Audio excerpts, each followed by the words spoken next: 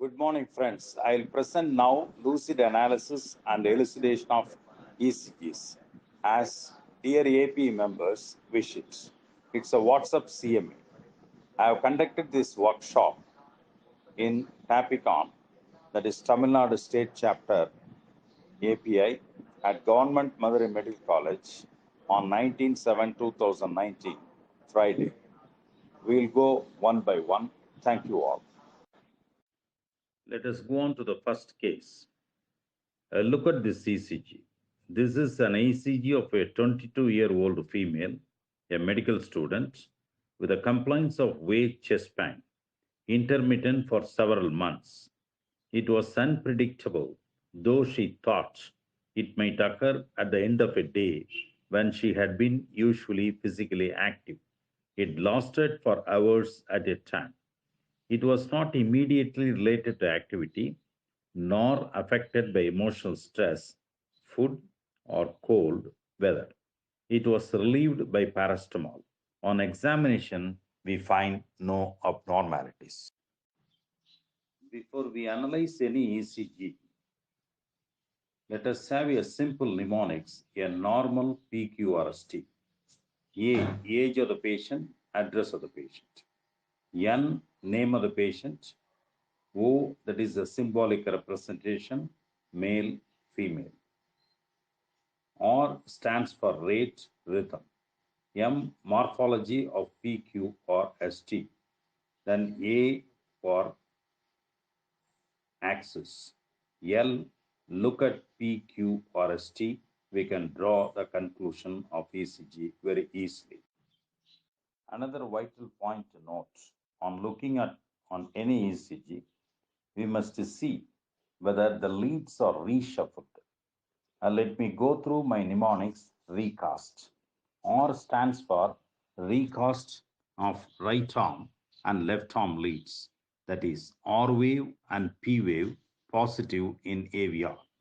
E, extreme axis deviation, QRS axis plus 180 and minus 90, that is negative R in L1 and positive R in AVF, that is recasting of right arm and left arm leads.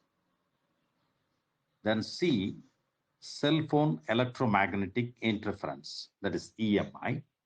Keep mobile 1 meter away from ECG recording. Better to avoid mobile even from ECG monitor, ventilator, infusion pump, dialysis machine, apnea monitor, internal and external pacemakers, and defibrillator, as it creates EMI. A, amplitude very low, that is less than 0.1 millivolt. In an isolated limb lead, that is a flat lead, that is recasting of right leg and left arm or right arm leads.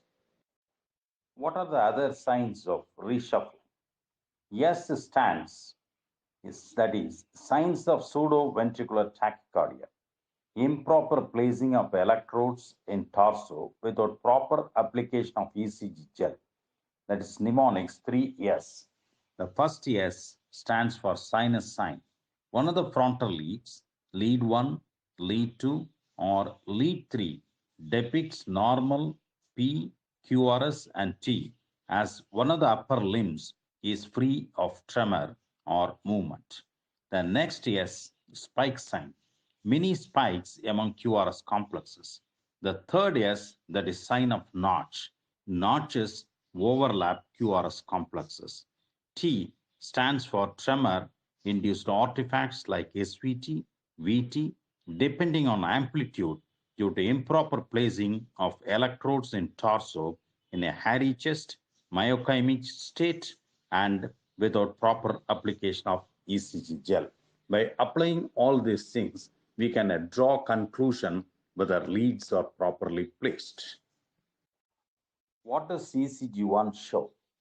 Sinus rhythm. Rhythm strip lead 2 shows a sinus arrhythmia, we will see. Normal R interval 120 milliseconds. Normal axis. QRS complex duration 80 milliseconds. Normal height. ST segment isoelectric in all leads. T-wave inversion in lead AVR, but no other lead. How do you manage this patient? The pain does not fit with cardiac origin, least cardiac rather. The young woman is very unlikely to have a coronary artery disease in any way. We are not to find ourselves making a diagnosis on the basis of ECG, which seems clinically unlikely. So, let us think about this ECG a little further. This pain sounds muscular, and so she needs only reassurance. This ECG is of a 16-year-old girl. On examination, cardiac murmur, that is, on a routine medical examination, she says, it is being heard during school medical examination, but no action had been taken so far. She was asymptomatic. On examination, her heart was regular.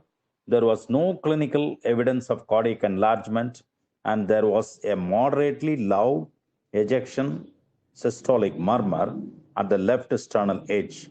The murmur became louder on inspiration. The pulmonary second sound was widely split with no variation on respiration. This ECG2 shows sinus rhythm, normal PR interval, normal axis, wide QRS complex duration, that is 160 milliseconds, RSR dash pattern in V1 lead, wide and notched S waves in lead V6, ST segment isoelectric, T-wave inversion in lead AVR normal and in leads V1 to V3. Let us analyze ECG2. Normal conduction between the atria and the ventricles because PR interval is normal and constant. The prolonged QRS complex duration shows that there is a conduction delay within the ventricles.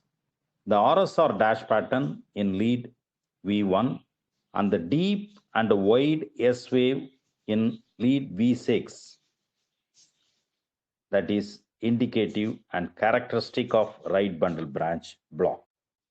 How do you draw conclusion for this patient? History raises the possibility that the young woman has a congenital heart problem. An ejection systolic murmur at the left sternal edge, which becomes louder on inspiration, suggests a possibility of pulmonary murmur. The fixed wide splitting of the second heart sound is a clinical manifestation of RBB with which pulmonary valve closure is delayed. RBB is characteristic of an atrial septal defect. An echo is vital to confirm the diagnosis and help to decide how and when it should be closed. Let us see in details. Analysis of ECG, that is ASD by mnemonics, just A, B, C, D. A, analyze B, C, D. B stands for bundle branch block, even incomplete RBP. C, Crotchdodge sign. D, defective T wave. Then we can draw an easy conclusion. Let us see what is Crotchdodge sign. Crotchdodge is independent of the incomplete RBB pattern, but when RBB occurs with a Crotchdodge in all inferior limb leads, as in the index case, the specificity of the ECG diagnosis of ASD is remarkably high. Although Crotchdodge has been correlated with shunt severity, the pattern has been reported with a patent foramen ovale and has been suggested as an ECG marker of a PFO associated with ischemic embolic stroke. What are the learning points? A notch near the apex of the R wave in inferior limb leads of the ostium secundum atrial septal defects has been called crotchdodge because the notch resembles the work of a crochet needle. Its incidence increases with larger anatomical defect or greater left to right shunt, even in the presence of pulmonary hypertension. Early disappearance of this pattern was observed in about 35.1% of the operated patients, although the right bundle branch block pattern